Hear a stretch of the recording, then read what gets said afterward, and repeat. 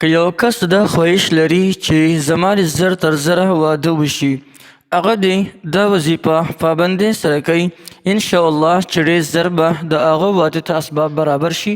الله جل شانه به زر تر زره واده وکړي.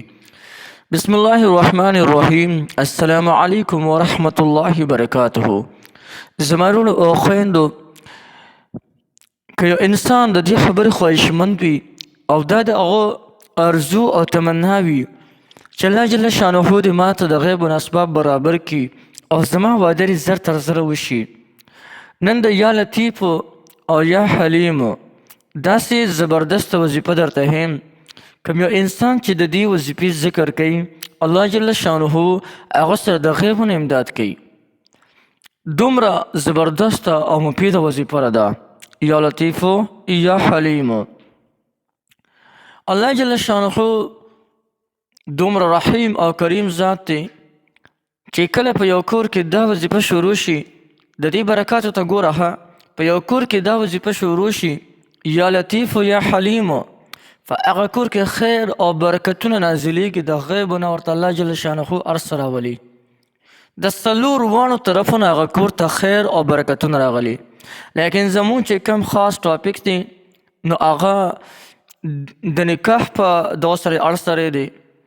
نو که انسان د دې خبرې خواهشمند وي چې الله تعالی دې ما ته د غیبو نه اسباب برابر کړي او زر تر زره دې زما نکاح وشي او زما واده وشي، د هغې دپاره یا لطیفو یا حلیمو وظیفه ډېره زیاته عجیبه چې کوم دی وظیفه ده. د دې وظیفې کولو طریقه ډېره زیاته اسانه ده.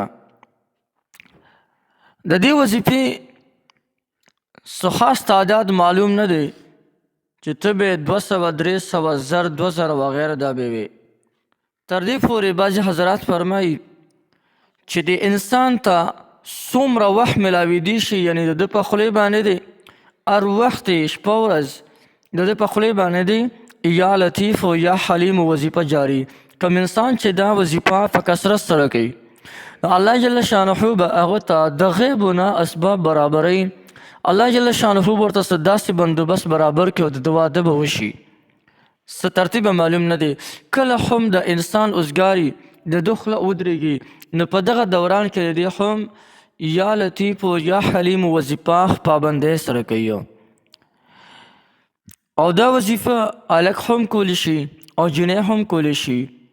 دې نه علاوه که د چا رشتې نه راځي، لکه مثلا هلک دی او هلک د هغو ته رشته نه میلاویږي یا ورته رشته میلاویږي د خپلې خوښې رشته ورته نه میلاویږي، د هغې دپاره هم دا وظیفه کولی شي.